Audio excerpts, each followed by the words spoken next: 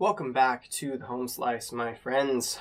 I've been comparing $10 Victorinox paring knife with $25-ish Spyderco Z-Cut in BD1N steel.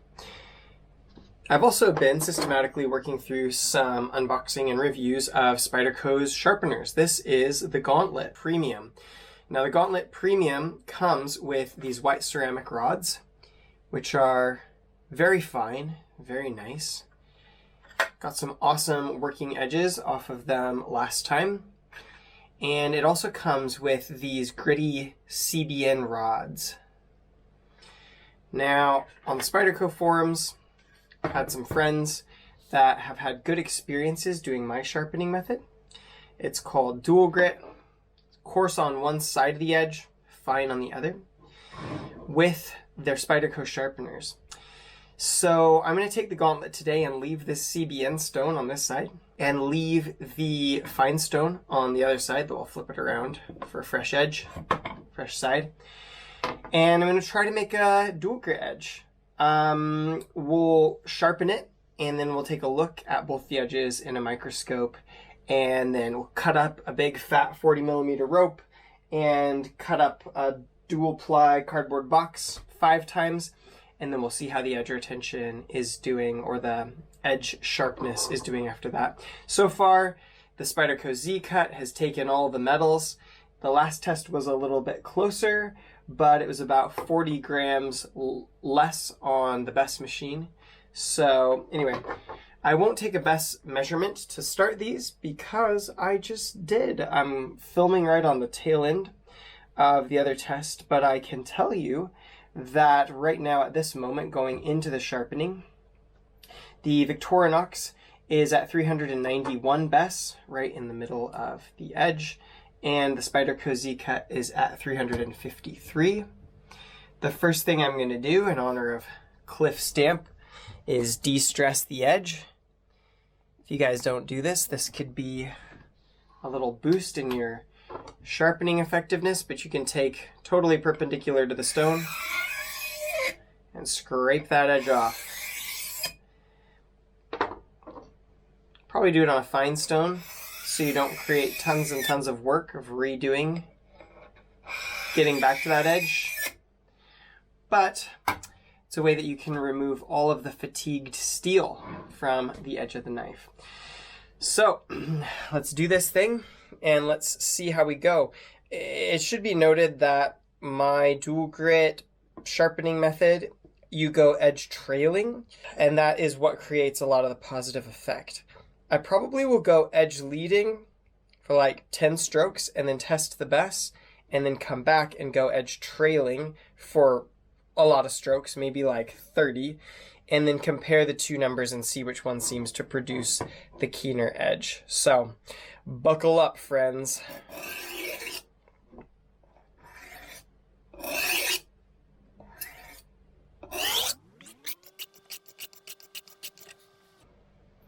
I'm going to do 30 just to make sure that we actually get back, because I just took the whole edge off.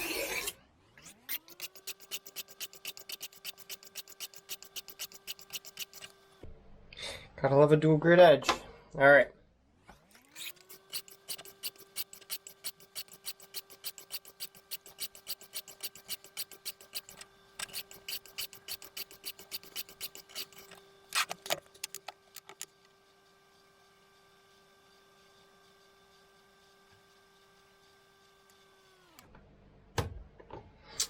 .447. So according to the laws of Bess, that edge needs to be resharpened. Good to know. I assume that we got there to the apex.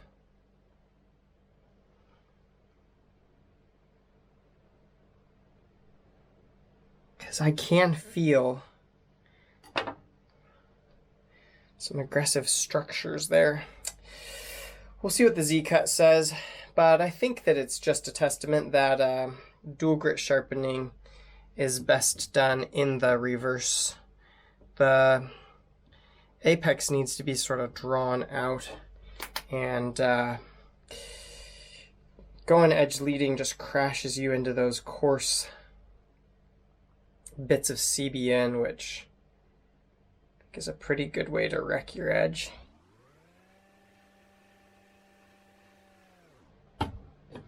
.402, yep, not a good edge. Okay, well, there you are.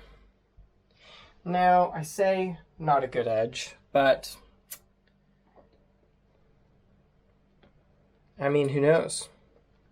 Because it's got a whole bunch of lovely aggressive texture on it, I'm sure. It just may have a bit too much chipping. What say you, Mr. Phone Book Paper? What say you? I mean, yeah. Mr. Phone Book Paper says meh. Meh. It's like parts of it are passable. Z-Cut's better than the... Yeah, but there's chips in it. We don't want to test a chipped edge, guys. Let's go edge trailing.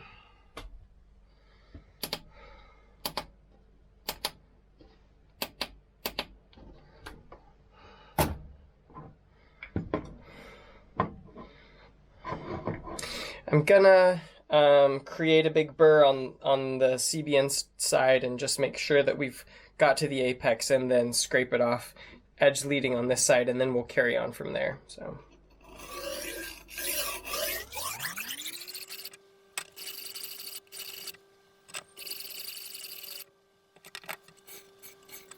And I think we have the beginnings of a good edge.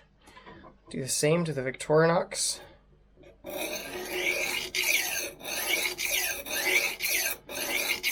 It should be noted that, like, this is like way against the recommendations of Spyderco. Spyderco says, like, hey, this CBN stone is just for reshaping. So there's that, you know, and they generally know what they're talking about. But what is life, you know, if you can't do a little bit of your own experimentation? Okay.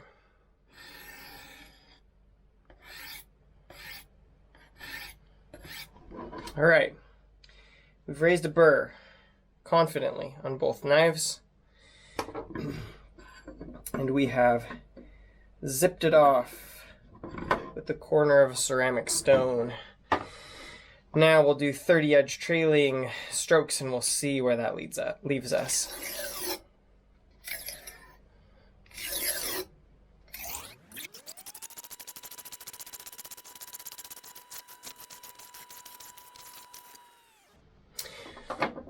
Okay, Spyderco Z-Cut, ready to go.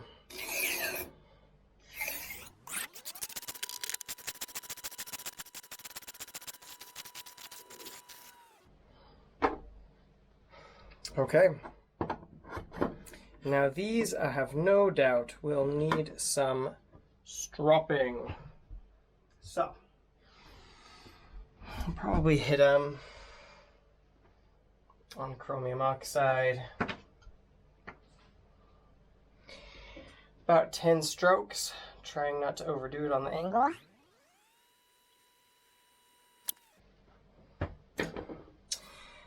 The fine edges hit 201 and 186 after being stropped. So, this Victorinox knife, when it was just a fine edge, hit 201 on the best machine. So dual grit edges, depends, but the ones that I've done with ceramic usually will register a tiny bit higher than their fine edge counterparts, just because of the chunkiness of the edge. And this is a bit of an extreme Like if that CBN stone was worn in a little bit, then I reckon we might get a dual grit edge with a bit less extreme characteristics. But I think using a brand new CBN stone is kind of brutal. 264. So we're definitely rocking a much better result than that edge leading. Although perhaps if I had raised the burr on that, we would have got a slightly better result. I probably should have been diligent to do that. I just didn't think of it. But I do think that with as coarse abrasives as we're using, generally speaking, your gentle edge trailing is probably kind of the way to go.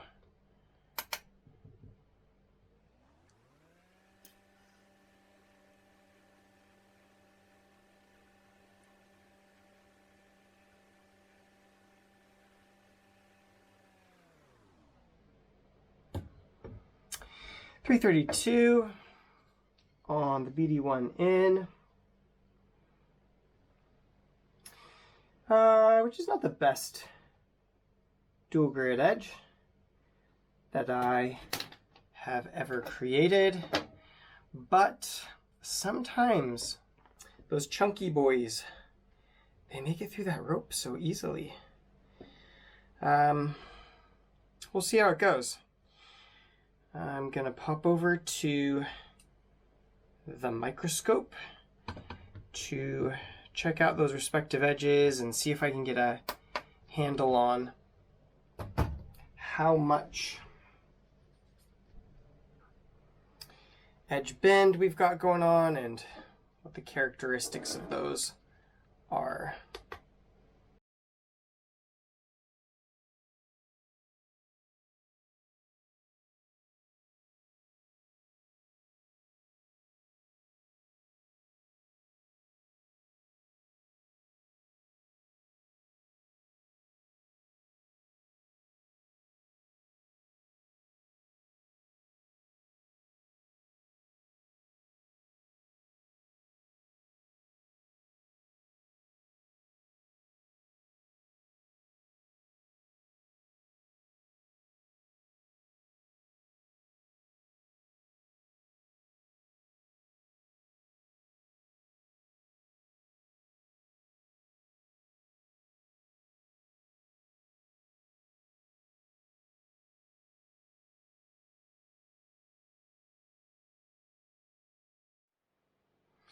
Well, both of those edges look pretty intriguing. You can see there is a little bit of shininess at the edge due to probably a little bit of edge bend.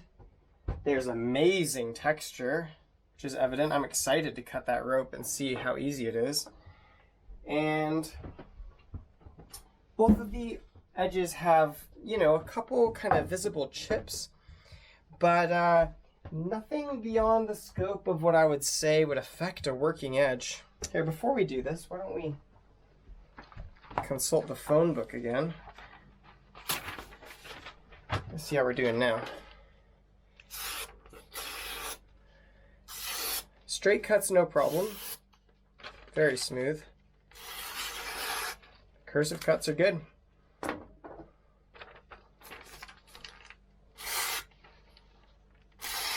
Oh man.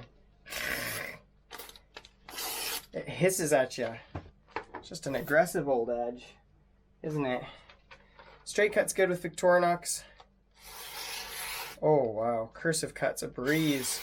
Push cuts easy. Hey, that's not the finest edge in the world, but man, push cutting, cursive cutting, phone book paper. I'll take it. You know, I'd put this, taking this amount of time, you know, to put a working edge on your knife that has super good aggression.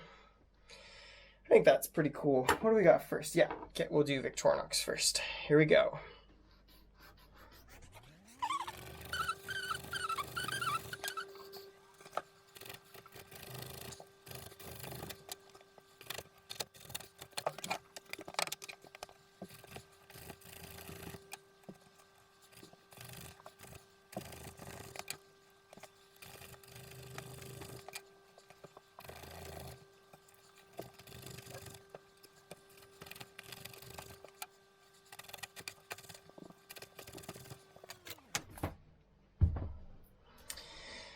All right, both of them still kind of popping through fibers there at the end. Definitely was a little bit easier to get through the rope with the Victorinox. I'm not entirely sure whether that's because with a dual grit edge with this extreme and new a CBN plate, you just need some of that ductility of a softer steel to actually sustain that edge a little bit better. It is also possible, I do believe the behind the edge thicknesses are different on these guys. Let's check it out. So Victorinox's that I've had for a while usually hit in the 7 to 8 range behind the edge thickness. Yeah, so this guy's, we're sitting right on the shoulder at 8.5. Spyderco Z-Cut is looking thicker to me.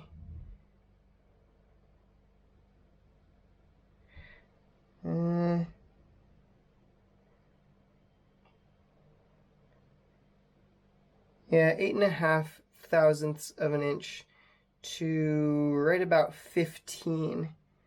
Now 15 thousandths of an inch isn't a bad behind the edge thickness, I don't think.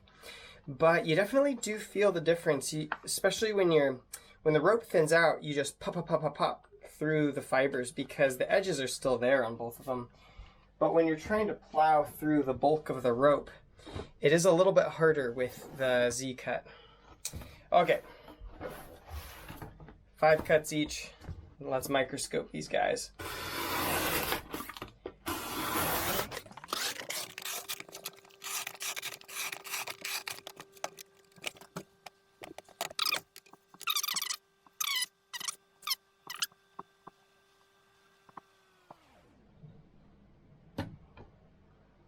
$3.99, right on the edge there.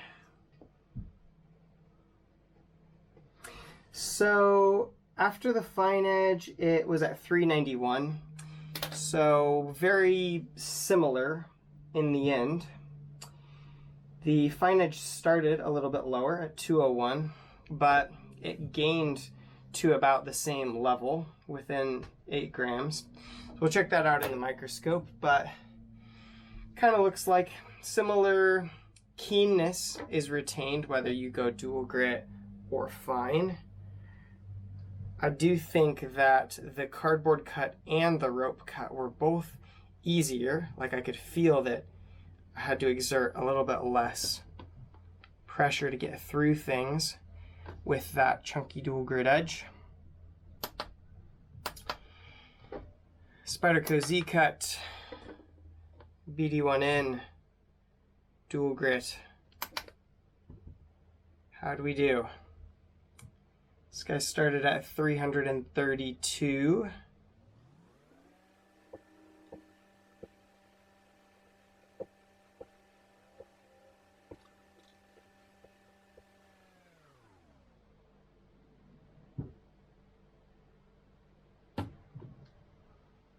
$387. Look at that. So, best retained keen edge was Spyderco Z-Cut sharpened on the gauntlet with fine edge at 353 grams.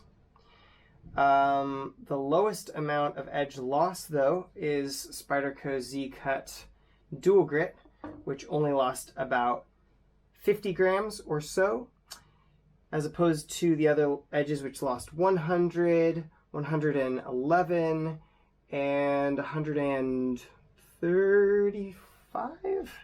So this one only lost about 55 grams, which is cool. So yeah, you can get a little bit of aggression retained without really losing how well it retains a fine edge with your dual grit edge, and you can use a gauntlet to make a dual grit edge that's relatively functional. So that's cool. Let's look at these in the microscope, and at the end of it I'll put up a link to the last video where I tested the fine edges of these guys, and then we'll say peace out.